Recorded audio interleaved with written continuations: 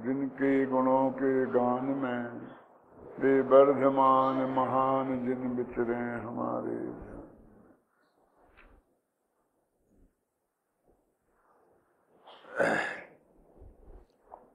ये समय सार अनुशीलन भाग 2 पेज नंबर 210 निकालें और समय सार में 68वां कलश निकालें।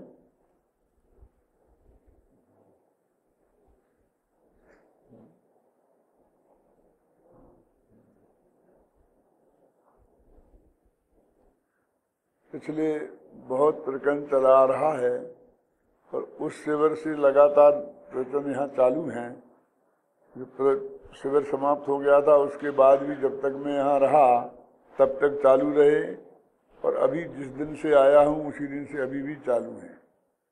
कल तक चालू थे पर उसमें एक पूरा लौट का लौट था जिसमें अनेक तर्क व युक्तियों से ये सिद्ध किया गया है कि ज्ञानी ज्ञानमय भावों का करता है और अज्ञानी अज्ञानमय भावों का करता है। पर पदार्थों का करता न ज्ञानी है न अज्ञानी है। फिर प्रश्न खड़ा होता है कि ज्ञानमय भाव कौन है और अज्ञानमय भाव कौन है। तो सीधा अर्थ तो ये है कि राग द्वेष मोह के भाव हैं वे अज्ञानमय भाव हैं और बाकी के जो जानने देखने रूप परिणमन है वो ज्ञानमय भाव है।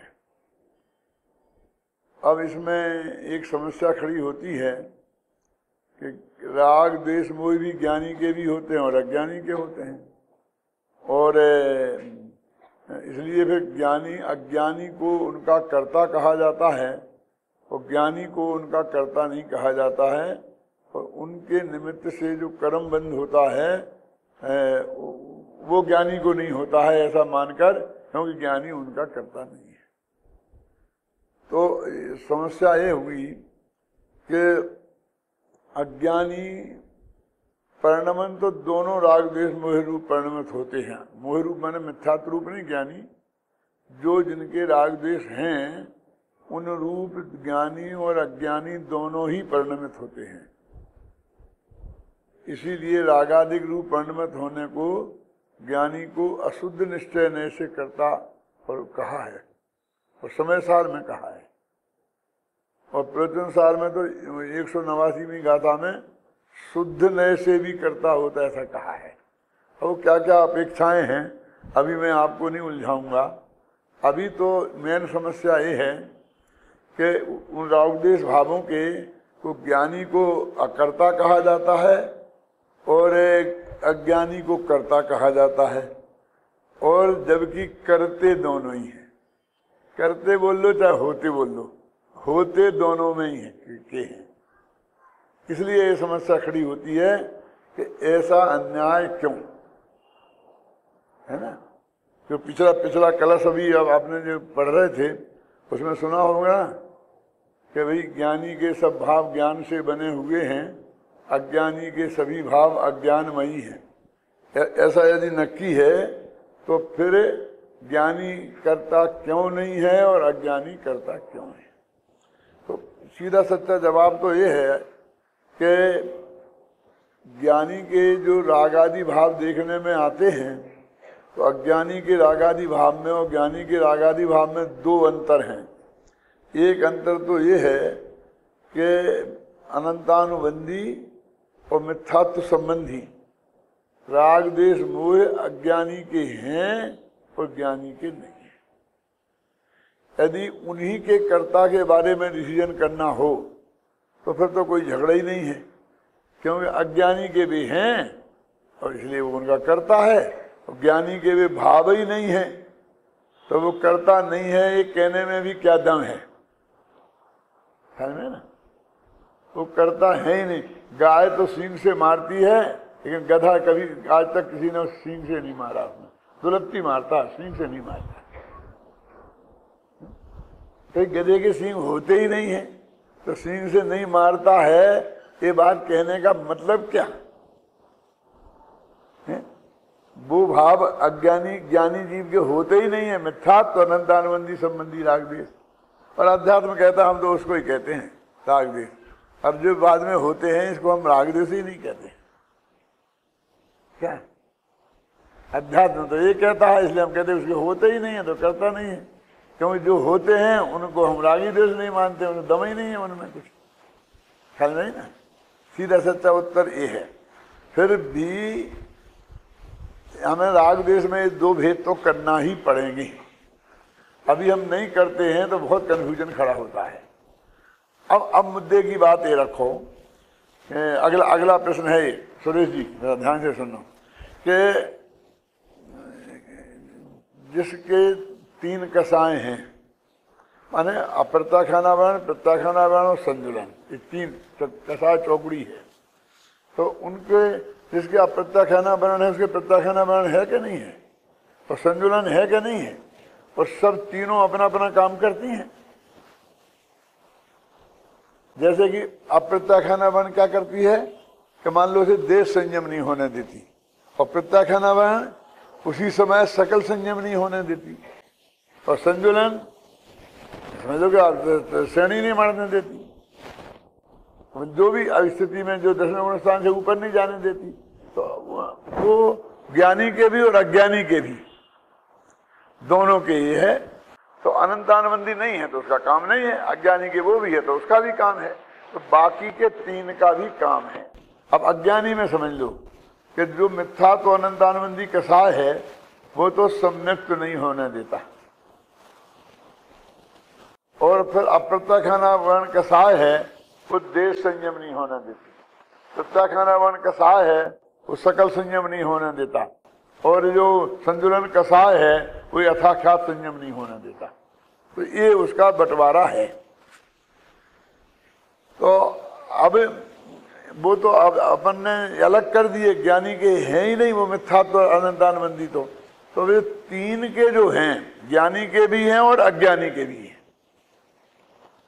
तो उन 3 प्रकार के जो राग हैं वे 3 कसाय वाले, उनका अज्ञानी को कर्ता कहा जाता है, तो उनका ज्ञानी को अकर्ता कहा जाता है। असली प्रश्न तो ये है अभय कुमार जी। वो कॉमन कहते रहते हैं तो वो कन्फ्यूजन बहुत खड़े होते हैं। यानी मिथ्या दृष्टि के जो असंयम है और सम्य दृष्टि के जो असंयम है। अब असंयम में समझ लो 5 इंद्रिय के विषय भी है, और 4 कसायों की प्रवृत्ति भी, और 5 पापों में भी प्रवृत्ति है, चाहे एक देश हो चाहे सर्वदेश हो, चौथे गुण स्थान में दोनों ही ही है। तो ये असंयम रूप प्रवृत्ति का, प्रवृत्ति माने जो अभी शाम को अभय कुमार जी ने बताया था कि श्रद्धा के अर्थ में लेना, उसको तुम क्रिया के अर्थ में नहीं लेना, है ना। वैसे वृत्ति और प्रवृत्ति ये 2 शास्त्र में शब्द आते हैं।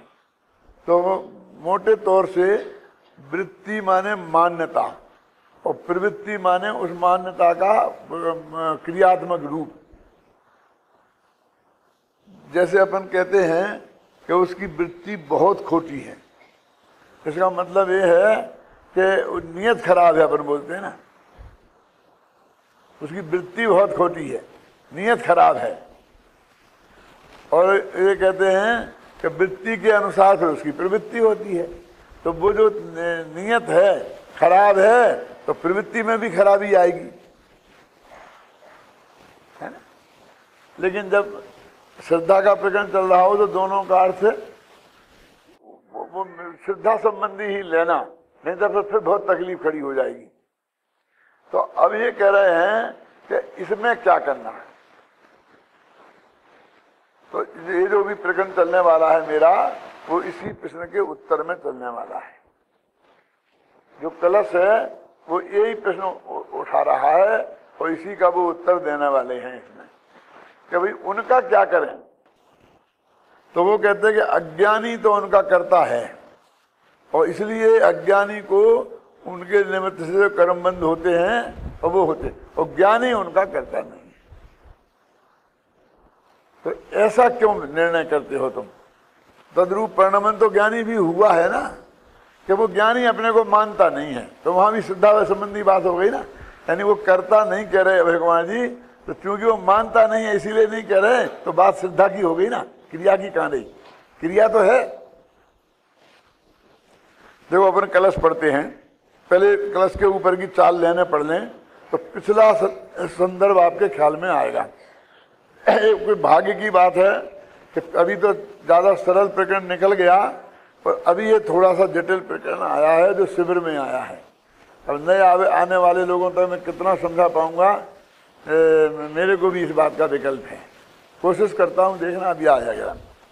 इस प्रकार इन गाथाओं में भी उदाहरण के माध्यम से यही सिद्ध किया गया है कि ज्ञानी के सभी भाव ज्ञानमय होते हैं और अज्ञानी के सभी भाव अज्ञानमय होते हैं, अथवा ज्ञानी अपने ज्ञानमय भावों का कर्ता भोगता है और अज्ञानी अपने अज्ञानमय भावों का कर्ता भोगता है। ये निष्कर्ष है। ज्ञानी के सब भाव ज्ञान से बने हुए हैं, अज्ञानी के सभी भाव अज्ञानमयी हैं। अब ये कौन? वो अप्रत्यक्ष है ना, वो उन भावों की बात चल रही है, वो तो पहले मैंने आपको बता दिया ना। तो ज्ञानी के राग द्वेष मोह भी ज्ञानमय भाव हैं और अज्ञानी के वो राग द्वेषमय भाव अज्ञानमय भाव हैं। तो अब क्या भाई क्यों? कि वो सब मानता है उन्हें, क्योंकि मान्यता अलग चीज हो गई, लेकिन वो राग द्वेष को ज्ञानमय कैसे कह सकते हो? कल उदाहरण दिया था कि साधुओं का मलमूत्र क्या मलमूत्र नहीं है? साहब लिखा तो ऐसा ही है कि मुनि तन मलिन न देख घिनावे, मुनि के मलिन तन को देखकर घृणा नहीं करना। तो गृहस्थों के मलिन तन को देख के घृणा करना क्यों? मल में कहां से शुद्धि अशुद्धि का फर्क डालते हो आप?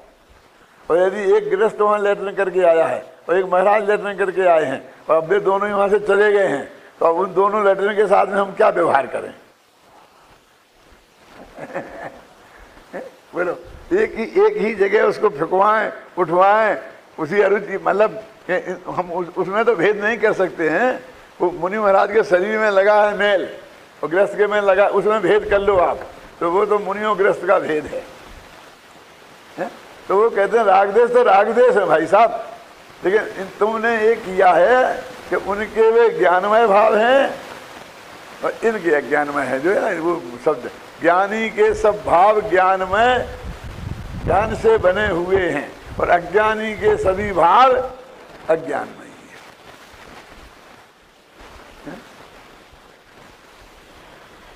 सब लोग उदाहरण देते हैं कि शत्रु पीटे और माँ पीटे, पड़ोसन पीटे और माँ पीटे, तो उन दोनों के पीटने में बहुत फर्क है।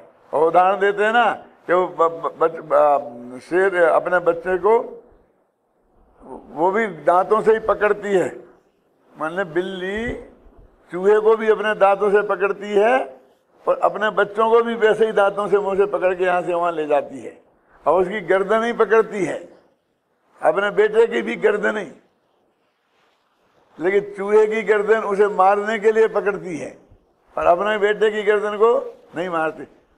फोटो तो खींचे दोनों एक से, क्योंकि वही पतला हिस्सा है वही उसके मुंह में आता है, यहाँ का हिस्सा इतना मोटा है कि मुंह में आएगा ही नहीं, पकड़े कैसे? तो कहते पकड़ने में फर्क है, तो फोटो में नहीं आएगा वो फर्क, तुम्हारे दिमाग में आ सकता है, दिल में आ सकता है, फर्क है। तो ऐसे ये कह रहे हैं कि ज्ञानी के फोटो में नहीं आएगा, किया तो दोनों एक सी करते दिखाई देंगे, लेकिन एक में उसका एकत्व मत करते तो भोक्तत्व है और दूसरे में उसमें नहीं है। इसलिए ज्ञानी के सब भाव वेद राग देश भाव भी ज्ञान में है। माँ के का पीटना भी उसके स्नेह का प्रदर्शन है। क्या समझ गया ना? तो ये समझ में आता है ना जल्दी। अब वहां नहीं आता, कहते ऐसा कैसे हो सकता है कि राग देश तो राग देश ही है, जैसे मैंने मलमूत्र का उदाहरण दिया।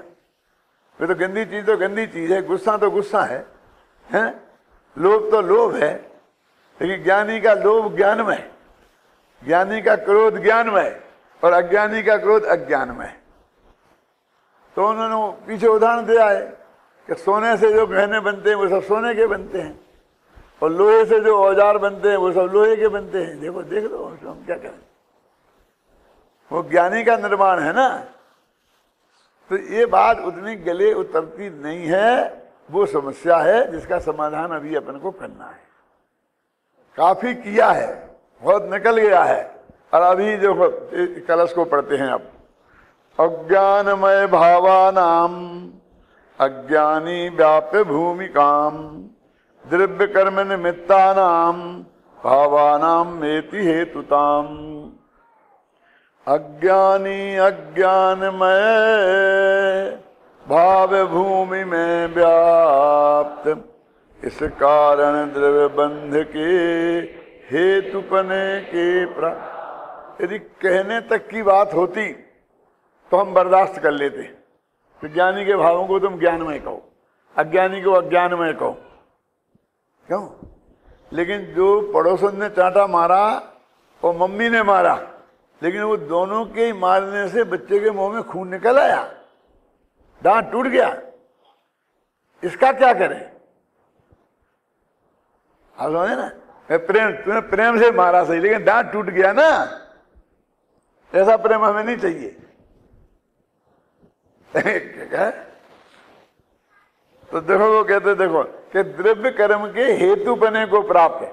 अज्ञानी का वो जो भाव है उसे द्रव्य बंध के का कारण बनता है, और ज्ञानी का वो भाव द्रव्य बंध का कारण नहीं बनता है। तो फर्क है ये डाला तुमने। ज्ञानी के भाव वे ही हैं तो उसे भी द्रव्य कर्म बंधना चाहिए, है ना।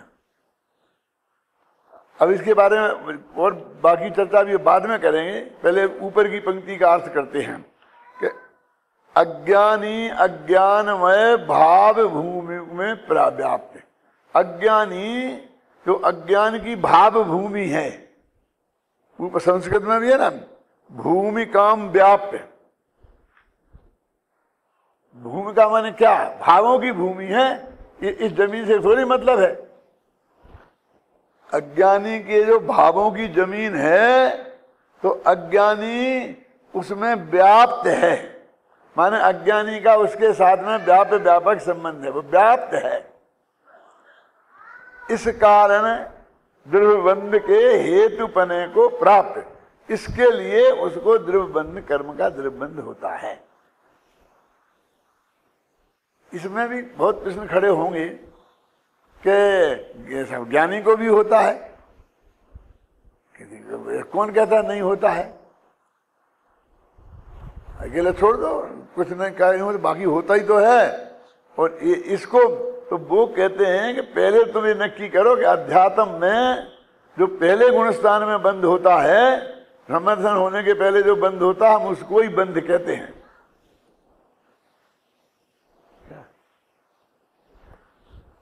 कल एक चर्चा हुई थी बहुत मार्मिक, वो आज मैं रिपीट कर देता हूं, बहुत से लोग नए आए हैं। अनंतानुबंधी के कारण जो कर्म बंद होते हैं और मिथ्यात्व के कारण जो कर्म बंद होते हैं, तो जो ये चलती है ना चर्चा कि मिथ्यात्व बंद का कारण नहीं है, बंद का कारण तो कसाय है।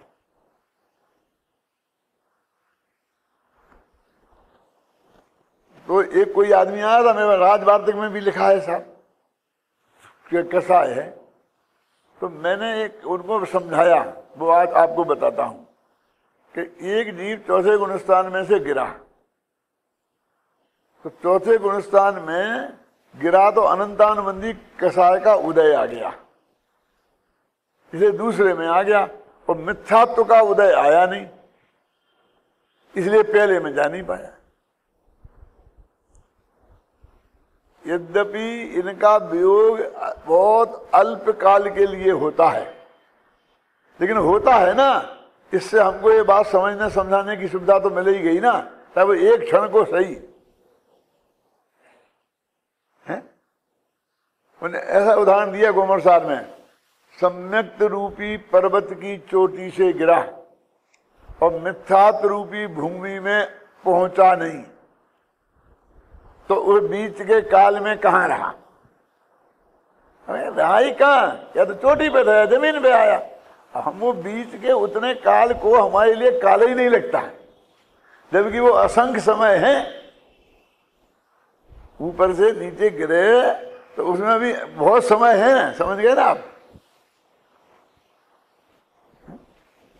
आकाश के एक एक प्रदेश में, जिस प्रदेश में वो आम गिरा ना आम के पेड़ से, तो पहले समय में जिस प्रदेश में है दूसरे समय उस प्रदेश में नहीं है, और जिस प्रदेश में जब है तो पहले समय उसमें नहीं था।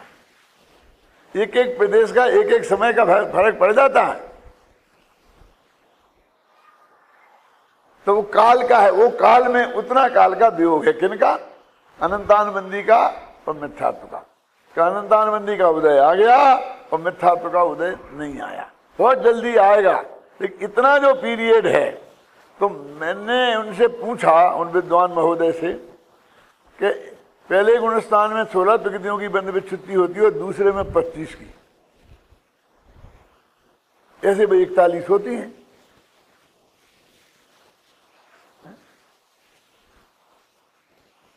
तो वो 25 प्रकृतियां क्या तो 15 बंध शुरू हो जाती हैं दूसरे गुणस्थान में, और 16 बंधना शुरू नहीं होती। तो इसका मतलब है कि वे जो 25 बंधना शुरू हो गई वो अनंतानुबंधी के कारण बनती है, और जो बंधना 16 बंधना शुरू नहीं हुई और जब वो पहले में पहुंचेगा तब बनेगी, तो इसका मतलब वो मिथ्यात्व से बनती है। इतना तो नक्की हो गया ना कि अनंतानुबंधी से भी होता हो, मिथ्यात्व से भी होता हो, बिल्कुल अलग अलग बंटवारा है कि ये प्रकृतियां मिथ्यात्व की वजह से और ये अनंतानुबंधी की वजह से। आप लोगों की समझ में आ रहा है ना ये बात? ये बंटवारा क्लियर हो गया ना? ये तो कल भी कहा था, तो आपने तो सुना था ना। क्यों शांतिलाल जी? और अब उनको यदि देखें हम, अब एक एक को खोलो कौन कौन सी हैं, सब में 25 हैं, ये 16 ही हैं। हमें 25 बहुत दिखती हैं और 16 कम दिखती हैं, लेकिन भैया इन 16 में एक एक ऐसी है कि वे उसकी 25 पासंग पे चढ़े।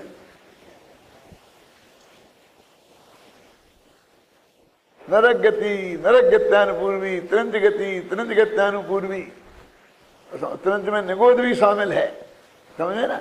तो दूसरे गुणस्थान में निगोद जाने की गति नहीं बनेगी। कितनी खतरनाक प्रकृतियां हैं, क्योंकि इनका नाम मैंने इसलिए लिया कि इनके खतरा आपको अंदाजा है।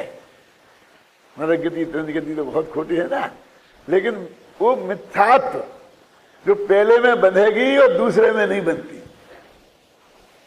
और मैंने वो देख नहीं पाया, कल कहा था कोई करुणान योग वाला बताएगा, 16 प्रकृति गिनाओ, मिच्छे मिच्छा दावम सुहम तियम, ऐसा आता क्या नहीं आता?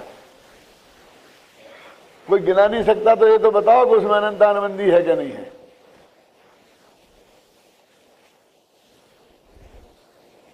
छोड़ दो अनंतानुबंधी को, एक तरफ रहने दो। तो मिथ्यात्व नामक प्रकृति होती है जो पहले में बनती है और दूसरे में नहीं बनती है। इसलिए सिद्ध हो गया कि वो तो मिथ्यात्व के कारण ही बनती है। मिथ्यात्व नामक प्रकृति पहले ही गुणस्थान में बनती है, बाकी 13 गुणस्थानों में कहीं नहीं बनती। तो उसका कारण तो एकमात्र मिथ्यात्व रहा। अब मैं पूछता हूं कि 148 प्रकृतियों में एक तरफ मिथ्यात्व रखो और एक तरफ 147, तो वजन किनका ज्यादा होगा? समझना क्या नहीं है? अरे आचार्यों ने तो ये कहते हैं कि मिथ्यात्व बंधा तो उसे हम बंद कहते हैं, और मिथ्यात्व नहीं बंधा तो हम उसको बंद कहते ही नहीं, हम तो उसे जीवन मुक्त कह देते हैं। हम तो उसे मोक्ष में, 4 प्रकार के मोक्ष में एक मोक्ष का नंबर दे दिया उसे।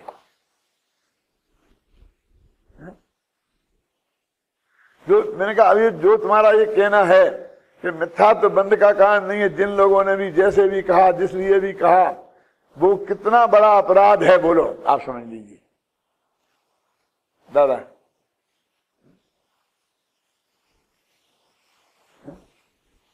वो तो उसी से बंधी ना, उसमें से निकलते ही वो उसका बंधना बंद, आगे से क्या, आगे दांत चढ़ते वक्त सीधा चौथा आता है तो पुल पट्टी में रह जाता है। 41 एक साथ गई, लेकिन भाई लौट के जब आता है तब दूसरे गुण स्थान में 25 की बंध विच्छुत्ति का मतलब क्या?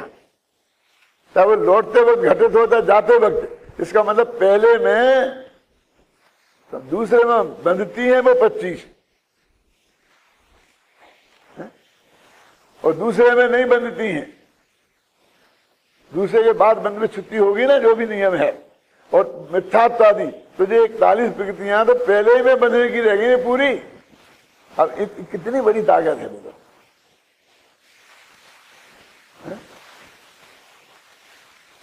उस मिथ्यात्व को बंद के कारण।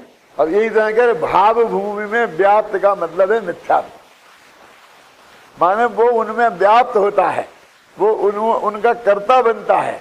और कर्ता कर्म संबंध किनमें होता है? जिनमें व्यापक संबंध होता है ना। हाँ, कितनी है भाई, देख ली तूने? देखा देखो, 16 प्रकृतियां गिनाता हूं मैं आपको। मिथ्यात्व, हुंडक संस्थान, नपुंसक भेद, असंप्रसाद का संहनन, एक इंद्रिय जाति, स्थावर, आतप, सूक्ष्म, अपर्याप्त, साधारण, 2 इंद्रिय, 3 इंद्रिय, चतुरिंद्रिय, नरगति, नरगत्यान पूर्वी, नरकायु, इतनी प्रकृतियां वहां नहीं बनती हैं। इसमें साधारण आ गई ना, एक इंद्रिय जाति आ गई ना, स्थावर आ गए ना सब। अब दूसरे में फिर वो अनंतानुबंधी की 4 कसा स्थान के दी वगैरह है, तो इसका मतलब अनंतानुबंधी की उदय में आई, अनंतानुबंधी उसे बंधे थी। आप समझे, बंधे की छुट्टी बाद में होगी, मैंने उसे बंधेगी। तो अनंतानुबंधी से अनंतानुबंधी बनती है और मिथ्यात्व से मिथ्यात्व बनता है। तो कसाय से कसाय बनती है और मिथ्यात्व से मिथ्यात्व बनता है। सीधा सच्चा न्याय हो गया ना। अब इसका मतलब मिथ्यात्व बनना कोई तुम्हारे लिए कुछ है ही नहीं। अब ये कहते मिथ्यात्व नहीं बना तो हमारे लिए तो बंध ही खत्म हो गया।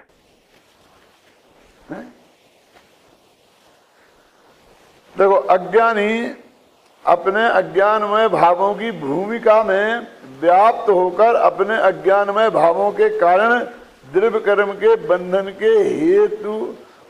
के हेतुत्व को प्राप्त होता है, द्रव्य कर्म के बंधन का निमित्त बनता है।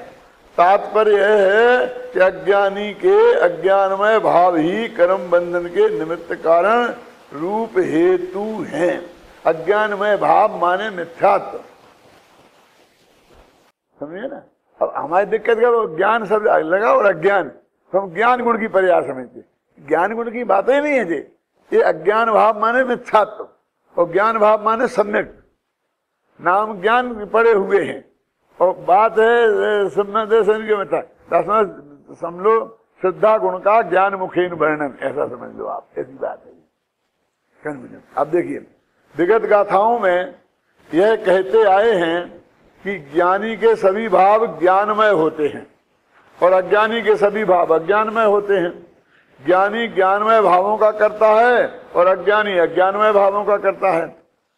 तथा यह भी कहा गया है कि अज्ञानी को कर्मबंध होता है और ज्ञानी को कर्मबंध नहीं होता।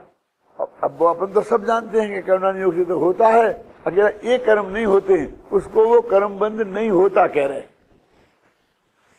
जो 16 प्रकृतियों को कर्मबंध को बंद होना कहते हैं और वे 16 नहीं बनी, कोई भी बंधा हो उसको भी कर्मबंध नहीं मान रहे। इस कारण यहाँ यह स्पष्ट कर रहे हैं कि अज्ञानी का अज्ञानमय भाव भूमि में व्याप्त होना ही उसके कर्मबंध का कारण है। अब वो अज्ञान की भूमिका में व्याप्त होना और ज्ञानी चूंकि उसमें व्याप्त नहीं होता। अभी बोलेंगे व्यापक भाव नहीं है उसका, उसके व्यापक भाव है। इस कलश का भाव को कलश टीकाकार ने शोधान समझाया है, जिसका भाव सारे इस प्रकार है। ये पांडे राजमल जी की ये सबसे बड़ी देन ऐसी चीजें हैं और जिस पर गुरुदेव श्री उन पर इतने लट्टू हुए और जो उनने इतने गीत गाए। और बनारसी दास भी, आप जानते हैं गुरुदेव श्री और बनारसी दास का क्या रिश्ता है। दोनों ही श्रीमाल जाति के थे, दोनों ही श्वेतांबर से दिगंबर बने थे, दोनों में ही लगभग 300 वर्ष का फर्क है।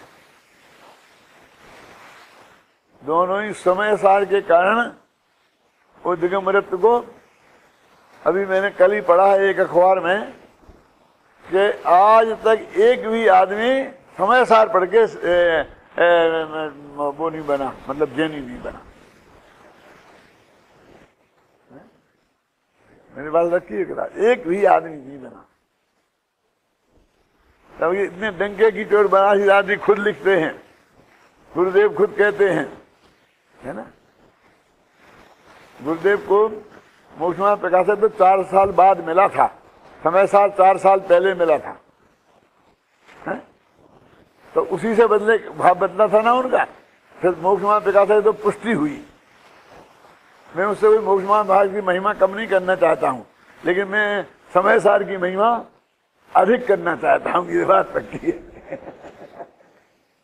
क्यों कि वो सामने वाला कह रहा ना कि समय सार पढ़ के कोई नहीं बदला, इसलिए कोई उससे भी कोई मेरा राग देश नहीं है, सिर्फ उसके लिए है? देखो अब कलश टीका का इसमें देखना बहुत मार्मिक है, ये समझना भी आसान नहीं है। इसको बहुत उपयोग लगाओगे तो आएगा सब पकड़ में। और बनारसी दास ने पकड़ा था, उन्हें अपने छंद में लिखाए थे, जिस प्रकार कलश रूप में तो मिट्टी परिणमती है, कुमार का परिणाम उसका बाह्य निमित्त है ना। कुमार नहीं, कुमार का परिणाम, परंतु व्यापक रूप नहीं है, क्योंकि व्यापक भाव तो उपादान कारण में घटित होता है। मिट्टी का व्यापक संबंध है, उसका कुमार का नहीं। उसी प्रकार ज्ञानावरणादि कर्म पिंड रूप तो पुद्गल स्वयं परिणमता है। पुद्गल द्रव्य ही उसमें व्यापक भाव रूप है, तथापि जीव का अशुद्ध चेतना रूप मोह राग द्वेष आदि परिणाम, वही मिथ्यात्व, मोह माने मिथ्यात्व, परिणाम बाह्य निमित्त कारण है, परंतु व्यापक रूप नहीं है। देखो ये भी आप घबराए ना, बहुत गड़बड़ आएगी। क्यों? अपन कर्म के उदय को अंतरंग निमित्त कहते हैं, कहते कि नहीं कहते हैं? ज्ञान के शेषों को अंतरंग निमित्त कहते हैं, और गुरु के उपदेश को बहिरंग निमित्त कहते हैं, हैं? लेकिन यहाँ वो बाह्य निमित्त लिखा, तो वो अंतरंग है ना, उस उपादान को अंतरंग कहा तो उसकी दृष्टि से इसे बाह्य कहा, और उसको अंतरंग कहेंगे तो उसकी दृष्टि से तो एकदम अलग है, उसको बाह्य कहेंगे। ऐसा है, इसलिए बदलता रहता है, हिसाब से घबराने की जरूरत नहीं है। देखो है ना, कोई जानेगा, अब देखो कि जीव द्रव्य तो शुद्ध है, उपचार मात्र कर्म बंध का कारण होता है। ये बहुत मूर्खों की गलतियां हैं, ये सब जो पांडे राजन जी के जमाने में भी लोग करते होंगे। वो तो आत्मा तो शुद्ध है, वो तो उपचार से कहते, उपचार कहते, ऐसा उपचार ऐसा कह के उसकी उपेक्षा करना चाहते हैं।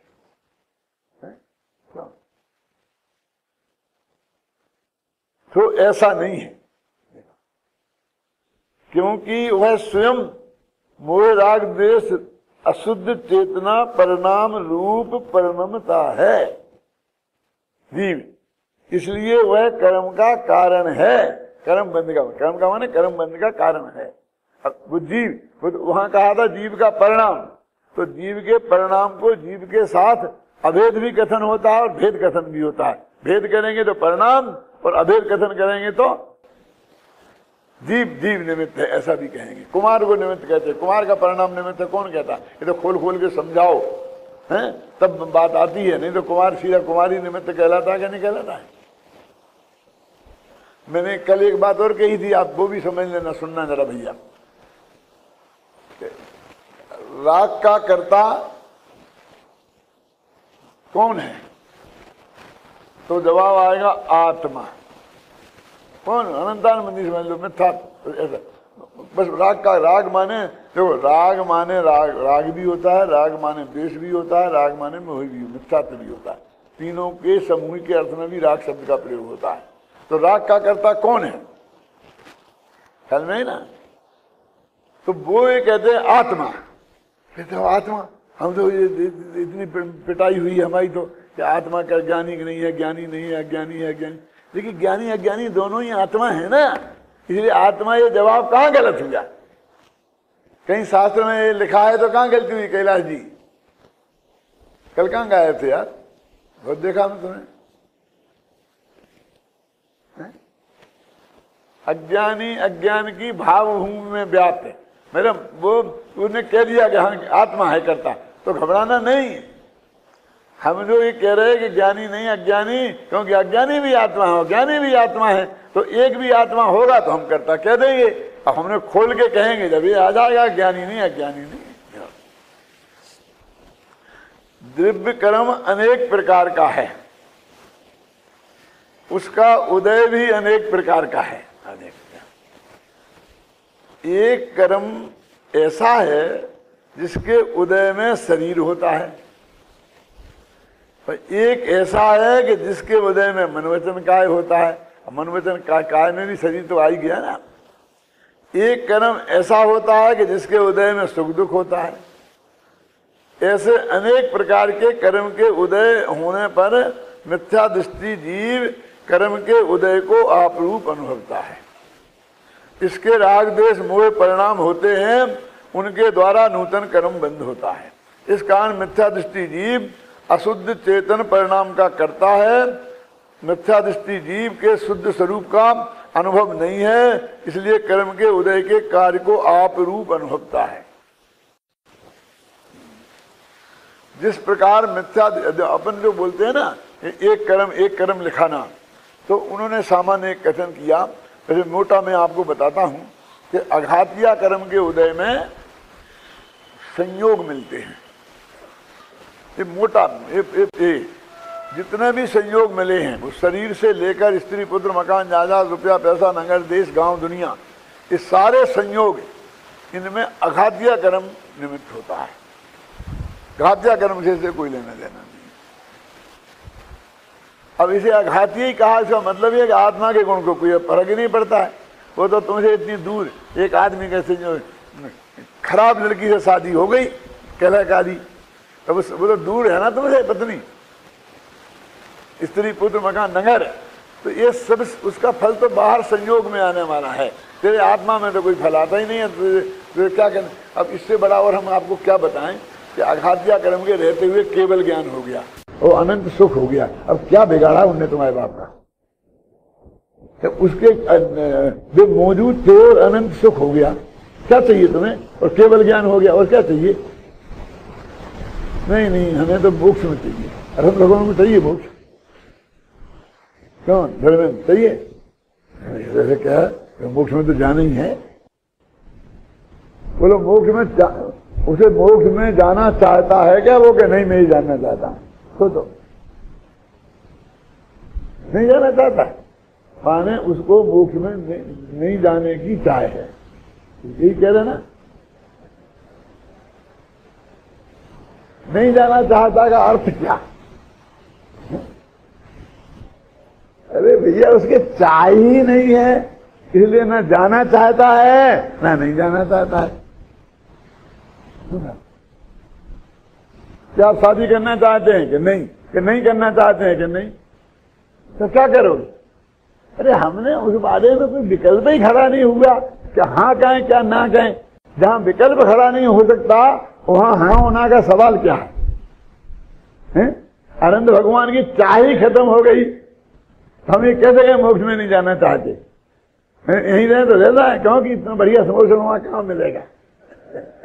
इतना इंद्र सेवा करते हैं, इतना कितना मजा ठाट बाट जो यहाँ है, वो मोक्ष में क्या रखा है, काय को जाना चाहेंगे।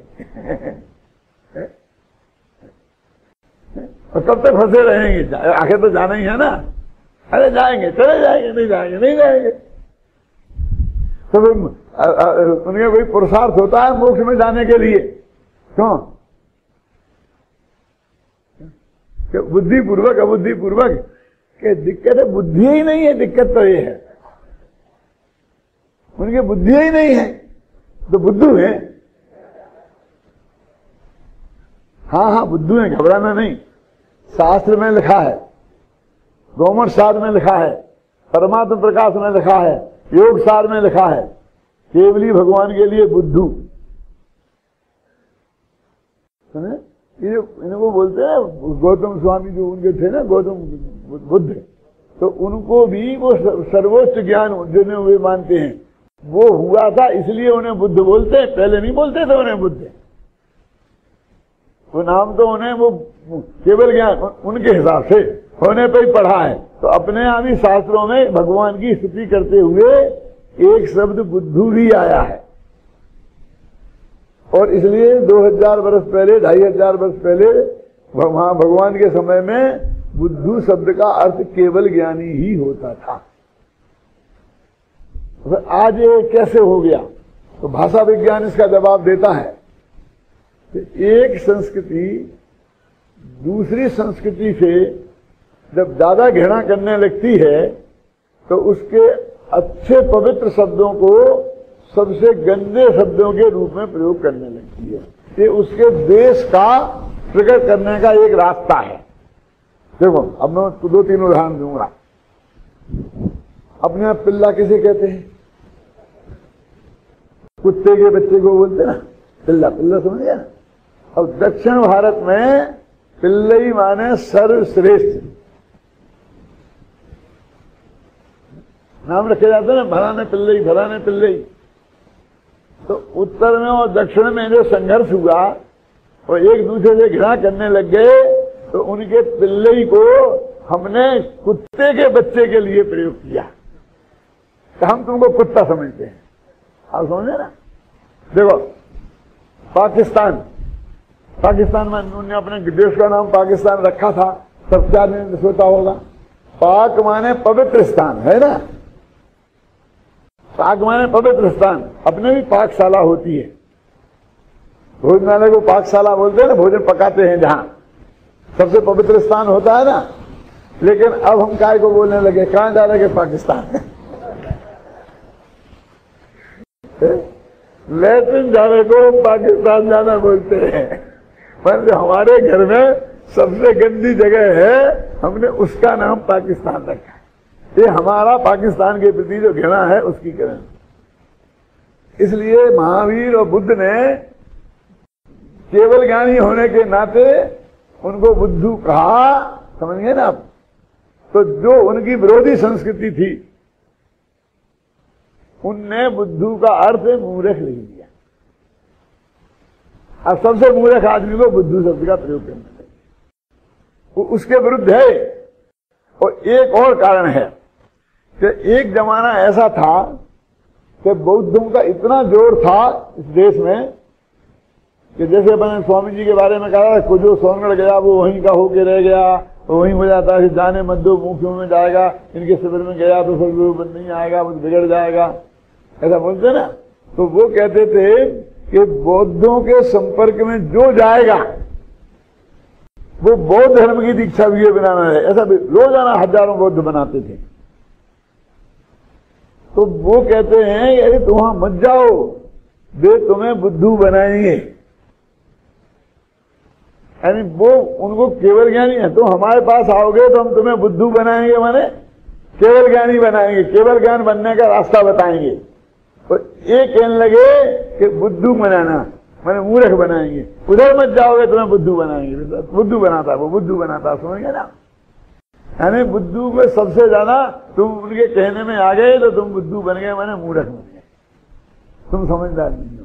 तो ये बुद्धू का अर्थ इसलिए है ना। नवीन दिगंबर अपने सर्वश्रेष्ठ शब्द है ना।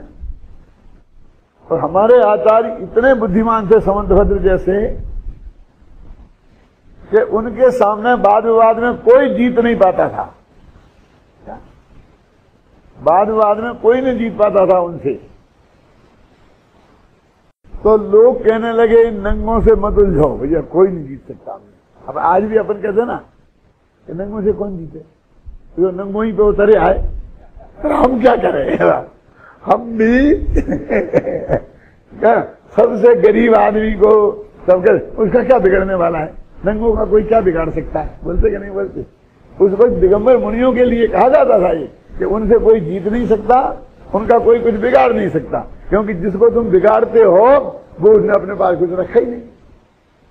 तुम्हारे कारखाने में तो हम आग लगा दें, उनके कौन से कारखाने में आग लगाएंगे? क्या उनका शरीर कोई तोड़ फोड़ कर देंगे, तो वो तो कहते हैं अच्छा भैया हम तो इस जेल से छूटना चाहते हैं, तेरा उपकार मानेंगे, तुझे जेल से छूटने में निमित्त बन जाएगा। क्यों? क्या इनका कोई कुछ नहीं बिगाड़ सकता, मतलब समझे ना। तो जो हमारे लिए परम पवित्र शब्द थे, क्या बुद्धू, नंगा, और एक बताऊं, लुच्चा, ये जो केस लॉन्च करते हैं ना उन्होंने, उनके शास्त्र में लिखे, अपने शास्त्र में लिखे, मुनिराजों के लिए जो प्राकृत भाषा में अपन नग्न दिगंबर ऐसा बोलते हैं ना, तो नग्गा शब्द है, लुच्चा शब्द है, ये सारे शब्द हैं, और जिनको उन्होंने गालियां के रूप में परिवर्तित कर दिया। एक संस्कृति दूसरी संस्कृति से जब घृणा करती है तब उसका ऐसा परिणाम निकलता है। इसलिए इन शब्दों का, इसे बोलते अर्थ लाघव, अर्थ वैपरीत्य, अर्थ में विपरीतता आ जाती है, अर्थ में लघुता आ जाती है, अर्थ में महानता आ जाती है, ऐसे बहुत शब्द हैं। देखो, जिस प्रकार मिथ्या दृष्टि के कर्म का उदय है, उसी प्रकार सम्यक दृष्टि के भी, परंतु सम्यक दृष्टि जीव को शुद्ध स्वरूप का अनुभव है। जिस प्रकार मिथ्या दृष्टि को कर्म का उदय है, उसको भी है, सम्यक दृष्टि को भी है। इस कारण कर्म के उदय को कर्म जाति रूप अनुभवता है, आपको शुद्ध स्वरूप अनुभवता है, इसलिए कर्म के उदय से रंजायमान नहीं होता, इसलिए मोह राग द्वेष रूप नहीं परिणमता, इसलिए कर्म बंधन नहीं होता। मोह लगे मिथ्या, मोह में मिथ्या, इसलिए सम्यक दृष्टि अशुद्ध परिणाम का करता नहीं है। तो मिथ्या रूप नहीं परिणाम, और मिथ्या तो अशुद्ध परिणाम है कि ये राग द्वेष है, बाकी छोटे जी क्या बात करते थे, खुद चलता रहेगा। हमें छोटी मोटी गलती को कुछ नहीं कहता, इस पर ध्यान नहीं दो, बड़ी बात हो तो ध्यान दो।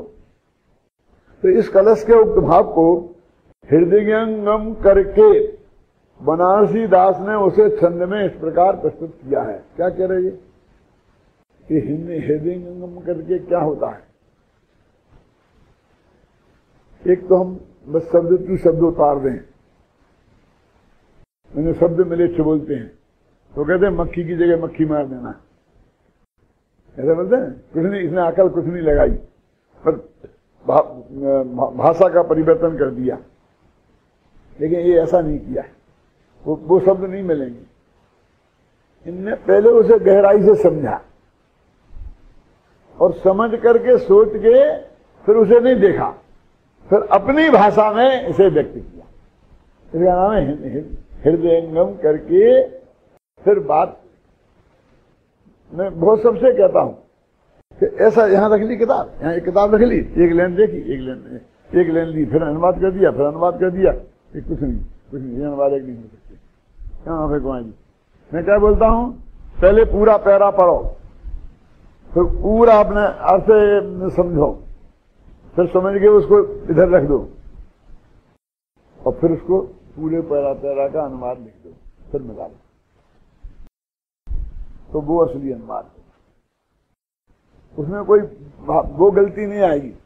अच्छा, ये कोई सैद्धांतिक भूल नहीं आ सकती है, क्योंकि एक भाषा से दूसरी भाषा में अनुवाद करना सही नहीं है।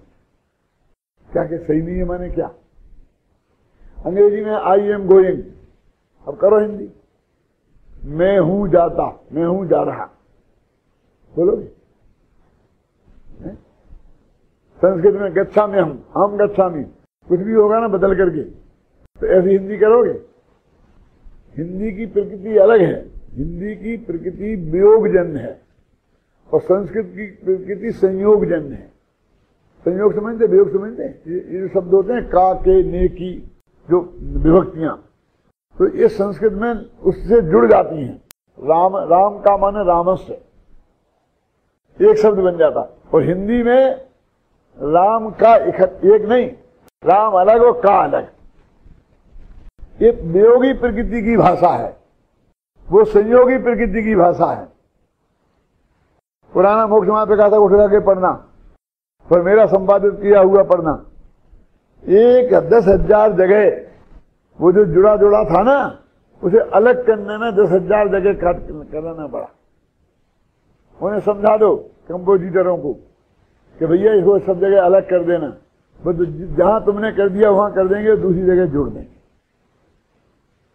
वो बिल्कुल मशीनरी जैसा काम होगा, कुछ नहीं है, अकल बिल्कुल नहीं, अकल लगाते नहीं, मतलब है तो बहुत उनमें। तो हम कोई एक पेज में 25 जगह क्या होता है, जैसे मान लीजिए कोई शब्द हमने जोड़ के लिखा, जीवन धारा, अब जीवन अलग है धारा अलग, तो 10 जगह आए और हमने उसको कुछ नहीं किया तो 3 जगह मिला देगा, 3 जगह नहीं मिलाएगा, तो उसे कुछ नहीं है, जो जायज मिल दिया। और ऐसे ही आप लिखने वाली, हुकुम चंद लिखना नहीं आता आप लोगों को, कोई लिखेगा हुकुम चंद, कोई लिखेगा हुकुम चंद, मतलब मिलाना हुक्म के साथ चंद के नहीं मिलाना, इसका आपको पक्का निर्णय नहीं है। नहीं हो कोई गलत निर्णय कर लो, कोई दिक्कत नहीं है, लेकिन एक रूपता तो रखो भले आदमी, जो एक जगह लिखो वही सब जगह लिखो, क्या, लेकिन वही नहीं, जी टोटल जी 6 जगह तो जी अलग कर देंगे और 6 जगह मिला देंगे। तुम जिसको सही समझते हो वो तो लिखो, सही समझना अलग बात है, और जिस गलत को तुम यदि सही समझते हो तो वो तो हो ना, तुम्हें उसके बारे में कोई निर्णय ही नहीं है, उसके बारे में तुम सीरियस ही नहीं हो, समझे ना। अभी हम आता है कि किताब में, अब एक हम ऐसी कागज लेने बैठते हैं ना, 25 जगह निशान लग जाते, तो कहते तुमको तो बुद्धि का आदमी हो गया, तुमको तो बस लाल पेन से चलानी है, अभी इसमें क्या है, अलग हो गया, इकट्ठा हो गया, क्या फर्क पड़ता। और हुकुम चंद जी, अब जी अलग लिखना कि मिला के लिखना, चंद मिलाना कि नहीं मिलाना, कुछ नहीं पता नहीं। तो मैं कहता हूं कि एक पेज हिंदी लिखना आता नहीं, और हिंदी के विद्वान हो, संस्कृत का भी ऐसा ही है, संस्कृत नहीं आती है, एक अंग्रेजी नहीं आती है, आप समझे ना शुद्ध। अब इतनी जो मेहनत हमारे लोग करते हैं, इसका तो आपको कुछ समझ में नहीं आता कि इसमें कुछ मेहनत हुई है, उसको तो तुम गिनते ही नहीं हो। हम कर करके मर गए, राजा जी को रोनी भई, बकरी अपनी जी से गई, समझ आई ना कि ये भी कोई काम है और इसे भी करके कितना करना पड़ता है। एक उदाहरण मैं देता हूं कि मैंने तीर्थंकर भगवान महावीर किताब लिखी, तो उसमें 10 सिद्धांत लिखे थे जो लोगों ने बहुत अपनाए।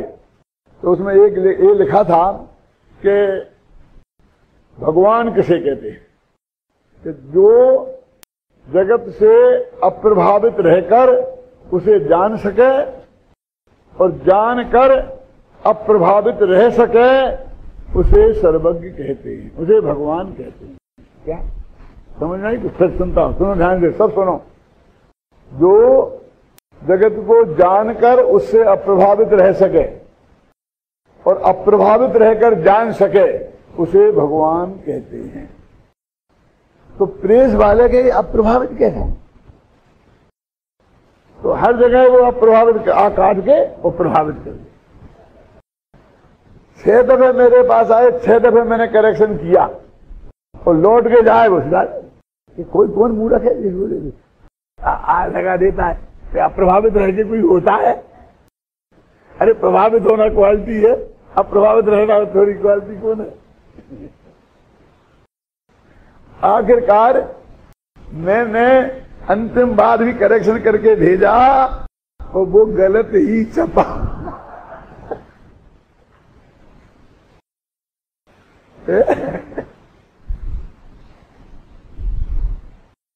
ऐसा है, मतलब इसने ये क्या लिखा है, थोड़ा पहले उसको समझने की माथा तो मारो। एकदम डिसीजन ले लिया 1 सेकंड में कि गलत लिखा है, मैंने ठीक कर दिया। वो सामने बैठा है, उसे पूछ तो लो कि साहब ये अप्रभावित क्या लिखा है। अब उसका क्या अर्थ है कि हमने जिसको जाना हम उससे प्रभावित होते हैं। अनंत भगवान गालियां देने वाले को जाने तो भी प्रभावित नहीं होती, प्रशंसा करने वाले को जाने तो भी प्रभावित नहीं होती। यह अप्रभावित रहकर जान सकेगा मतलब है ना, और जान करके भी अप्रभावित रह सके। अब देखो भाई साहब विनय जी, अब मैं आपको कह नहीं सकता हूं वो कितनी बुराई आपकी कर रहा था, ये सब आप मुझसे कहूंगा तो फिर आपका माइंड सेटअप बिगड़ जाएगा। अब नहीं बिगड़ा क्या? तुमने बाकी रखा क्या? कह तो दिए ही है। क्यों? समझ गया?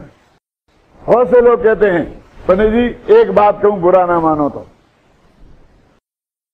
मैंने कहा भैया तुम बुरी बात कहेगा तो मैं गारंटी से बुरा मानूंगा। ऐसा कैसे हो सकता है? तुम बुरी बात कहो मैं बुरा क्यों नहीं मानू?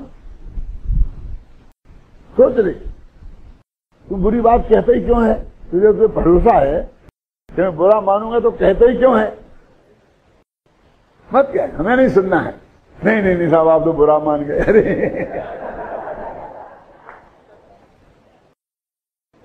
अरे तुझे कहना है कह देगा, जो होगा देखी जाएगा। तुम बुरा ना मानो तो कहूं, माने मारना भी चाहता है और रोने नहीं देना चाहता है। तुम रो नहीं तो मैं तुम्हारी पिटाई करूं। ऐसा कोई पिटाई करने वाला पूछता है? ऐसा इसका स्वरूप है। हम उसे देखें गंभीरता से तो सारी बात ख्याल में